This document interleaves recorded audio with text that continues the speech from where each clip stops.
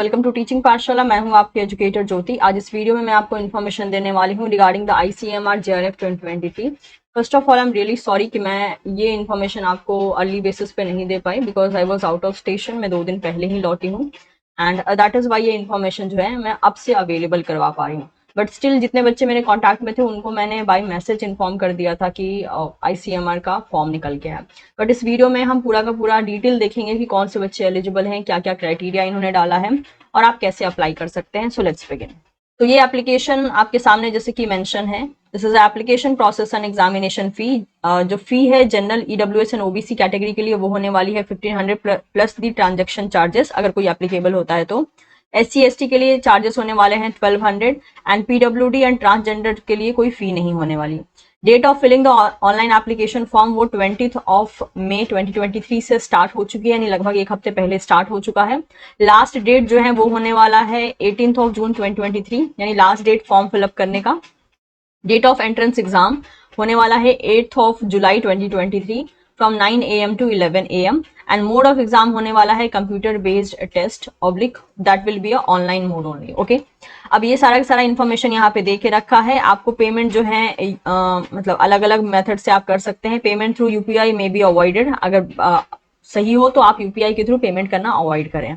Mode of payment जो है वो डेबिट या क्रेडिट कार्ड या नेट बैंकिंग के द्वारा हो तो दैट विल बी बेटर। ठीक है, UPI मोड के लिए ये अवॉइड कर रहे हैं। So all the applicants are advised to read the information brochure and instruction carefully before starting the online registration and ensure that no column is left blank. आपसे ये निवेदन किया जा रहा है कि आप फॉर्म को फिलअप करने से पहले एक बार प्रॉपर ढंग से ब्रोशर को पढ़ लें ताकि आपसे कोई भी इंफॉर्मेशन ऐसे मिस ना हो जो कि बहुत ज्यादा जरूरी हो। ठीक है, इसके अलावा जैसे कि आप यहाँ पे देख सकते हैं आपको विजिट करना है ICMR.net.in पे ताकि आपको रेगुलर बेसिस पे लेटेस्ट नोटिफिकेशन मिलता रहे या फिर जो भी अनाउंसमेंट ये करेंगे वो अनाउंसमेंट आपको मिलती रहे। वो अनाउंसमेंट जो है मेनली आपके एंट्रेंस एग्जाम से रिलेटेड हो सकती है। अब अगर हम बात कर लेते हैं ICMR का, तो ICMR एक नेट लेवल का एग्जाम माना जाता है जो कि कंडक्ट होगा इस बार 8 जुलाई 2023 को, और इसमें जो आपको फेलोशिप मिलती है उससे आप खुद को PhD के लिए इनरोल कर सकते हैं। यानी यहाँ पे आपको मेनली JRF का लेटर एज अ अवार्ड दिया जाता है। ठीक है, और ये जो अवार्ड होता है इसके द्वारा आप लगभग जो है 5 साल के अंदर अपना PhD थीसिस सबमिट करके अपना PhD कंप्लीट कर सकते हैं। टोटल जो फेलोशिप होगी वो लगभग 165 फेलोशिप रखी गई है including the EWS category as per to work in the field of biomedical sciences with emphasis on life science और इतने सारे डिपार्टमेंट के लिए। ठीक है, इसके अलावा जो है सोशल साइंस के लिए भी अलग से रखा गया है। Fellowship would be awarded in social science only in the subject like this. Two separate merit lists, one comprising the candidates qualifying for the life science and the second for those candidates qualifying the social science will be made on the basis of their performance in the above exam. तो total 2 merit list यानी cut off list निकलेगी जिसमें एक में life science के student का नाम mention होगा और दूसरे में सोशल साइंस के स्टूडेंट का नाम मेंशन होगा। The candidates selected for the JRF program of ICMR would be permitted to enroll themselves for the PhD program in the subject of biomedical and health research of any university, medical colleges recognized by the UGC or NMC. जो आपको JRF award letter दिया जाएगा उसके द्वारा आप खुद का admission जो है बायोमेडिकल हेल्थ रिसर्च यूनिवर्सिटी या मेडिकल कॉलेजेस में करवा सकते हैं जो कि UGC या फिर NMC के अंडर में आते हों। इसके अलावा इन्होंने हर बार की तरह मेंशन किया है कि अनदर 100 कैंडिडेट्स लिस्ट मे और may not be declared for the consideration of position of JRF under the various research project funded by the ICMR। देखिए टोटल पहले क्या होता था, पहले 2 लिस्ट निकलती थी, एक JRF के लिए एक प्रोजेक्ट पोजीशन के लिए। तो JRF की लिस्ट जैसे कि इन्होंने मेंशन कर दिया कि कितनी सीट है इस बार 165 है, और जो प्रोजेक्ट की लिस्ट होती थी उसमें 100 कैंडिडेट्स का नाम निकाला जाता था। तो उन स्टूडेंट का जो जिनका नाम 100 की लिस्ट में आता था उनको जो है ICMR फंडेड प्रोजेक्ट में काम करने का मौका मिलता था। लेकिन पिछले 3 साल से ये ऐसी कोई भी लिस्ट नहीं निकाल रहे हैं, इसलिए हर बार की तरह इन्होंने इस बार भी मेंशन कर दिया है कि हम निकाल भी सकते हैं, हम नहीं भी निकाल सकते हैं। ठीक है, लेकिन वो जो 100 एडिशनल JRFs होते हैं वो उनका ऑब्वियसली जो नंबर होता है वो नॉर्मल JRF के कंपैरिजन में थोड़ा कम होता है, दैट इज वाई वो सिर्फ परमिटेड होते हैं प्रोजेक्ट के लिए। That is what mention here, these 100 additional JRFs if declared would be permitted to complete PhD while working in the scheme. If enrolled for PhD, the validity of this result, if declared, will be given for the 2 years to find the placement only in a ICMR funded project subjected to the vacancy. इसके अलावा जो है बाकी जो reserve category है उसको normal rule के according जो है यहाँ पर मार्क किया जाएगा। जो फाइनल रिजल्ट होगा आपका ICMR का वो इस वेबसाइट पे अवेलेबल होगा। तो जो जो वेबसाइट मेंशन करके रखा है ना, उसको प्लीज जरा सा ध्यान से आप मार्क करके रखिए, बिकॉज इन्हीं वेबसाइट पे विजिट करके आपको फाइनल अपना रिजल्ट पता चलेगा। अब जरा सा हम बेसिक चीजों के बारे में जान लेते हैं, जैसे कि अप्लाई करने का प्रोसीजर क्या होने वाला है। So before filling the online application, candidates are advise to go through the guidelines given at the website this or at this website. Incomplete application would be considered and no correspondence will be entertained. तो किसी भी तरीके से आपको incomplete अपना form नहीं छोड़ना है, कंप्लीट बेसिस पे उसको भरिए। सबसे पहले तो इस ब्रोशर को रीड कीजिएगा फॉर्म भरने से पहले। एजुकेशनल क्वालिफिकेशन की हम बात कर लेते हैं। अगर आप एमएससी के स्टूडेंट हैं, एमए यहाँ पे दिया गया है फॉर सोशल साइंस, तो मैं सिर्फ यहाँ पे एमएससी के लिए रीड आउट कर रही हूँ। अगर आप एमएससी के स्टूडेंट हैं या फिर इक्विवेलेंट पोस्ट ग्रेजुएट आपने किया है, पीजी डिग्री किया है, और किन किन सब्जेक्ट में, जो कि यहाँ पे mention subject area mention in the section 5.1 page number 7, while with a minimum 55% marks for general EWS candidates, 50% marks for OBC, SC, ST and PWD student, and अगर आप जनरल एंड EWS कैटेगरी के हैं तो आपके 55% marks होने चाहिए MSc में, and 50% marks होने चाहिए अगर आप OBC, SC, ST या PWD कैंडिडेट्स हैं तो, ठीक है। नेक्स्ट बात कर लेते हैं, a candidate who is appearing और has appeared in the final year like the semester 4 और semester 6, whichever is applicable, the final year where semester system is not there of MSc or MA or equivalent post graduation examination during the session 2022-2023 can also apply for the exam as a RA, that is result awaited.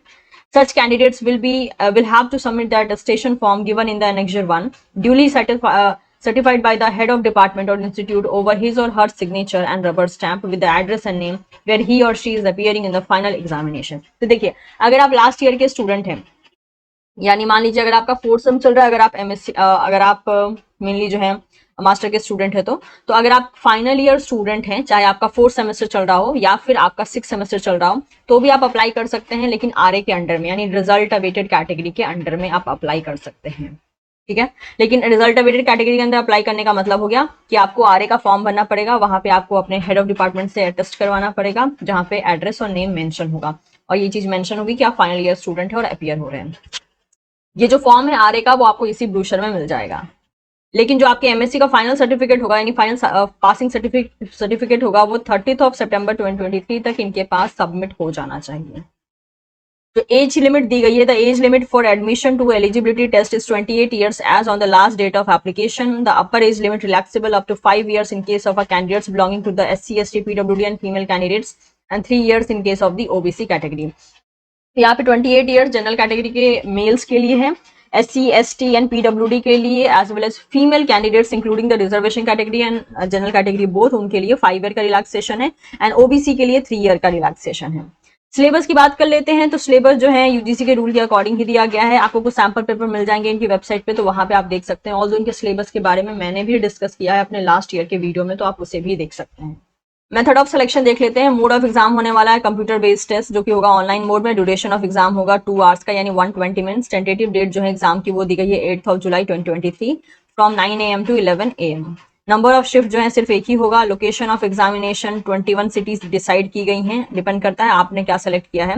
Language जो होगा paper का वो English होगा। Type of question objective type होंगे, और number of question या marking scheme जो है उसके लिए आपको अलग से डिटेल यहाँ पे मेंशन करके रखा है, वो देखना होगा। चलिए स्कीम की बात कर लेते हैं। टोटल जो है यहाँ पर आपको ऑब्वियसली 2 अलग अलग डिपार्टमेंट है, social science and life science, ठीक है।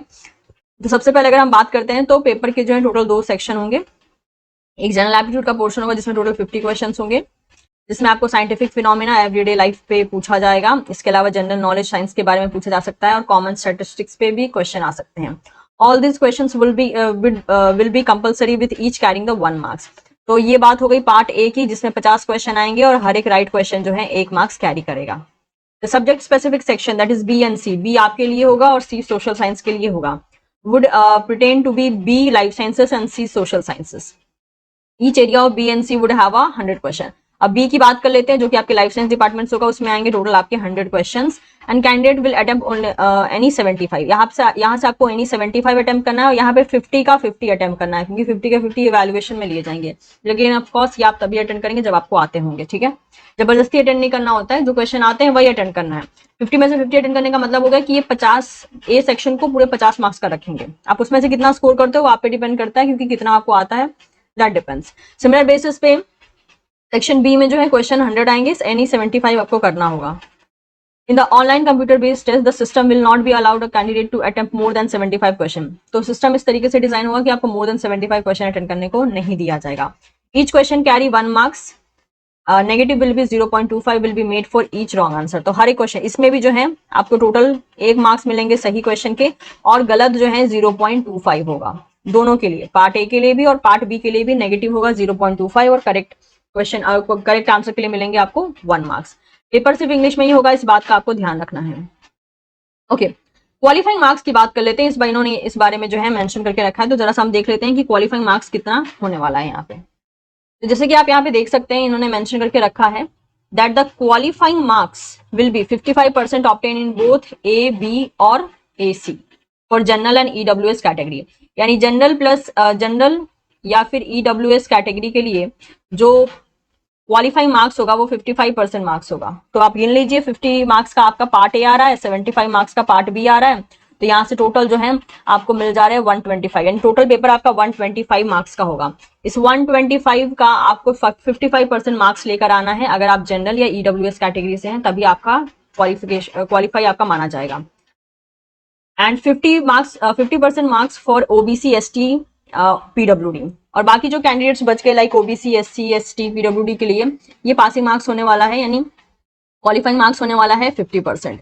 The exam will be held in the following stream. Aptitude होगा जो कि मैंडेटरी होगा दोनों के लिए, यानी सोशल साइंस के लिए भी एंड साइंस के स्टूडेंट्स के लिए भी, एंड पार्ट बी होगा लाइफ साइंस, पार्ट सी होगा सोशल साइंस। तो अगर आप लाइफ साइंस के स्टूडेंट हैं तो आप सोशल साइंस अटेंड नहीं करेंगे, आपको सिर्फ part A and part B attend करना है, जो कि मिलकर आपको देगा टोटल 125 मार्क्स।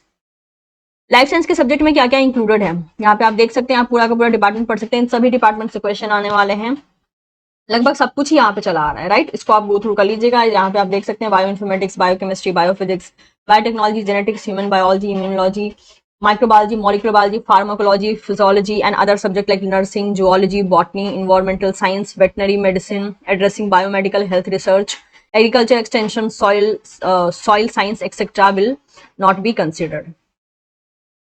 जो आंसर की है वो आपको 3 दिन के बाद जो है 3 दिन मतलब एग्जाम के 3 दिन बाद आपको देखने को मिल जाएगी। उसके बाद आपको अपने राइट आंसर चेक करने हैं। अगर आपको कुछ दिक्कत महसूस होती है तो फिर आपको चैलेंज करना है by giving the proper explanation. और हर एक बार जो है आप जब भी चैलेंज करेंगे जिस भी क्वेश्चन के लिए, यहाँ पे 500 मार्क्स जो है 500 रुपीज जो है आपको पे करने पड़ेंगे जब आप क्वेश्चन को चैलेंज करेंगे। तो ध्यान रखिएगा, फॉर्म को भरने के बाद आपको कहीं पे सेंड नहीं करना है, ऑनलाइन फॉर्म ही भरना है, और कोशिश कीजिएगा एप्लीकेशन फॉर्म की कॉपी निकलवा के अपने पास रख लेने के लिए, ताकि अगर आपका सिलेक्शन होता है तो वो आने वाले टाइम में आपके लिए यूजफुल हो सकता है।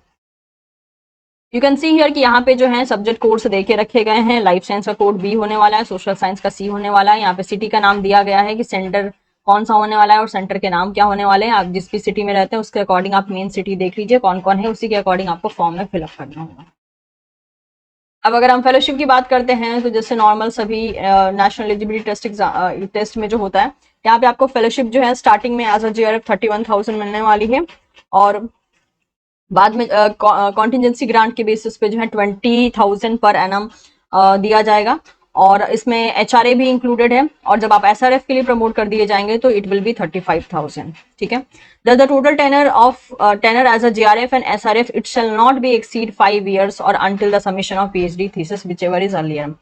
यू कैन सी हियर, ये रहा जो है आपका आरए का फॉर्म, ध्यान रखिएगा, this is a RA form, और आपको इसी को भर के जो है यहाँ पे अपने कॉलेज के द्वारा यहाँ पे अटेस्ट करवाना है। Date, place, everything should be mention, और इसी का फिर सॉफ्ट कॉपी, मतलब अटेस्ट हो जाने के बाद इसका सॉफ्ट कॉपी आपको रेडी करना है, उसके बाद इसे अपलोड करना है। So with this we are done with the information of ICMR JRF 2023। अगर आपके पास फिर भी कोई क्वेरी होती है तो आप मुझे कमेंट सेक्शन में पूछ सकते हैं। ऑल्दो आपसे ये रिक्वेस्ट है कि प्लीज इस ब्रोशर को एक बार पढ़िए जरूर अपना फॉर्म फिलअप करने से पहले, बिकॉज सारा इन्फॉर्मेशन इसी ब्रोशर में दिया हुआ है। Thank you so much everyone. Information पसंद आया हो तो वीडियो को आप लाइक कर सकते हैं, इससे आप दोस्तों के साथ भी शेयर कर सकते हैं। Don't forget to subscribe teaching Pathshala for more such video updates. Thank you so much. मिलना होगा बहुत ही जल्द आपसे एक आने वाले नेक्स्ट वीडियो में।